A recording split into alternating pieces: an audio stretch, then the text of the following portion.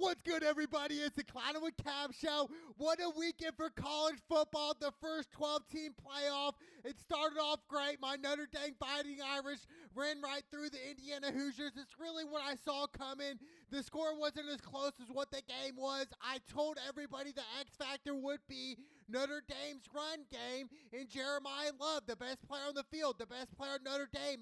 And we saw the 98-yard touchdown run.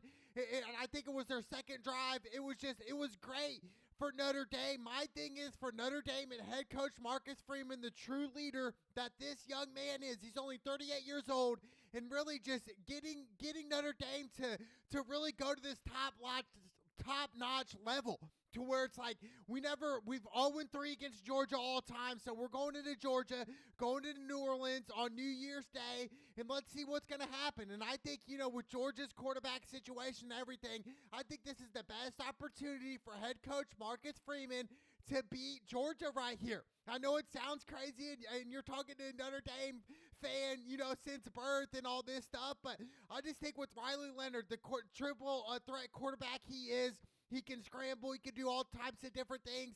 And I understand his deep ball is not that good, but I just think for Notre Dame, man, if they can control the trenches, and I think they have one of the best offensive lines in the NCAA football, I do think they can win a championship. It's kind of reminds me of last year's Michigan team.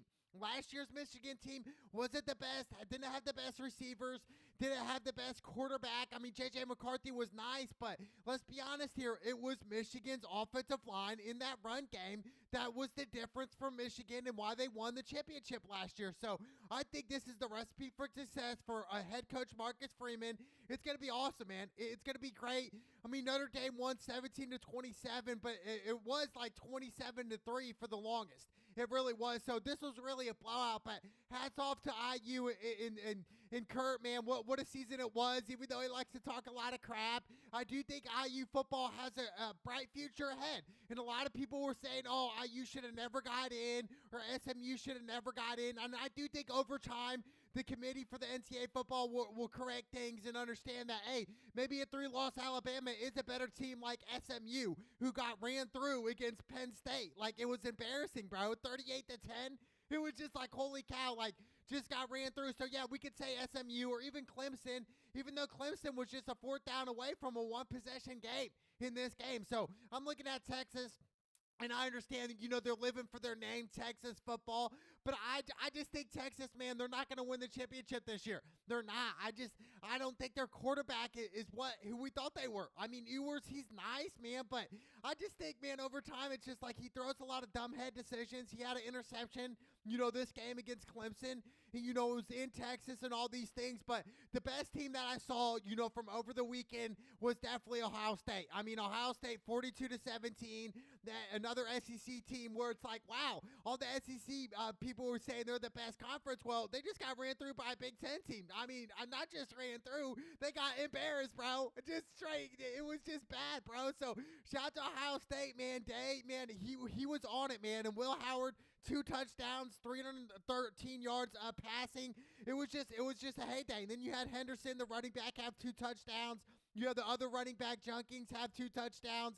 It was just, man, it was pure Ohio State. And I'm looking at the next matchup, Ohio State, Oregon. They get a rematch. That was only 1 point difference. Oregon won at Oregon earlier this year. But what I've seen right now in this Rose Bowl is going to be iconic. And I'd give the edge right now to Ohio State over Oregon. Oregon has a great offense. We've seen these type of Oregon teams, though, year in and year out. This goes back over a decade ago when Cam Newton was quarterback at Auburn when they played Oregon in the championship game. And I believe this was like 2011, 2010. So easily over a decade ago. And that Oregon team was similar. Had fast receivers, fast running backs, a fast quarterback, and Marcus Mariota. But they still lost by 3 in the championship game. So I just think, man, Oregon, man, they always, get a great regular season. Typically, that they have the best uniforms, Nike outlet, Phil Knight's out there. But it's just like, man, like, you guys don't win championships, though. I'm like, yeah, you're the number 1 team right now. You haven't lost. But I just think this Rose Bowl matchup, man, Oregon does not want to play Ohio State. They definitely got the wrong end of the stick, and that's another thing that the NCAA committee should fix. I mean, you're going to penalize Oregon, and now they're going to have to play Ohio State again. Like, it should be, Oregon should have played the winner like, SMU Penn State or somebody like that. But, it's just how it goes sometimes. And then now we have Texas versus Arizona State, which Arizona State will probably get clobbered. And then you got Penn State playing against Boise State. Who knows how that's going to happen? I think that's going to be a relatively closer game from the numbers side. But I'm looking at Texas. They're going to run right through Arizona State. I mean, it's just, man, but the best game is definitely the Ohio State-Oregon game. I can't wait for that matchup. That's gonna be great. But let me dive into the Notre Dame-Georgia matchup. Notre Dame was favorites, after the IU game by 1.5. Then it switched. Now it's Georgia favorites by 1.5. I just think this game's going to be super close. I just want to give, there's not a lot of respect for Notre Dame and Marcus Freeman, but let's give some of them respect right here, how great physically they are and how athletic they are. This is one of the most athletic Notre Dame football teams I've seen, probably in my lifetime.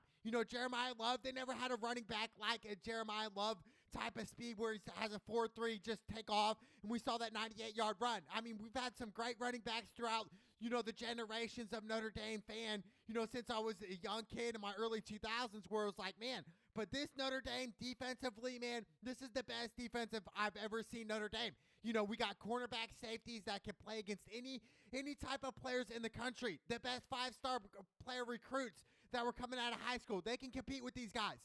So that's the most intriguing matchup. I can't wait to see how Notre Dame's defense attacks Georgia's offense, how they attack their running backs, how the linebackers are going to match up. We got some veteran linebackers. Jack, I think he's been there for like 5 or 6 years, had over 60-some starts. He's a senior. That's what we need for Notre Dame. You need experience in these type of games because, it could just shrivel down to the sophomores and freshmen where they're like, we've never been in this situation before, where some of these guys have. Riley Leonard's been in some big games at Duke. So I'm looking at Notre Dame right now, and I think a lot of the bias is SEC's the best, thing walk-in. But I think that was about, 8 years ago. You guys are about a decade behind where, yes, at one point the SEC was the top dogs. But now with the NIL deals, with the money being thrown around, with the talent being thrown around, where it's like, hey, the talent's kind of evened out now. The Big Ten and SEC are just as good. If not, we could say Big Ten might be a little bit better. I mean, Big Ten won it last year in Michigan Wolverines. So it's like, if we're going by the most recent right now, the Big Ten is the top dogs. So, you got Oregon, Ohio State. That's going to be a great matchup, man. Honestly, like I said, I'm leaning more towards Ohio State in this matchup. Ohio State's 2.5-point favorites. Oregon's ran the table this year. They're 13-0. I mean, it's going to be crazy, man. This game's going to be great. I mean, we got to give Oregon respect, too. I mean, they've never been beat, even though their schedule's been kind of, weak in a way, but they got that quarterback, Dylan Gabriel, man. He's a beast, man. 28 touchdowns this year, only 6 picks. Over 3,500 yards passing. I mean, he was a Heisman finalist for a reason, man. He's a gamer. So I can't wait. It's going to be interesting to see how Ohio State's quarterback, Will Howard, pans out. If Ohio State plays like they did this weekend against Tennessee at home, I'm telling you, Ohio State's going to run right through Oregon. They're going to smash mouth them. Similar to how Ohio State won back in 2014 with Ezekiel Elliott and those guys. They beat Alabama in the quarterfinals, and then they go on to win the championship, Ohio State. So we look at that championship run. That was awesome, dynamic, and it's similar type of team. Like, Ohio State likes that smash mouth football, but they have elite receivers.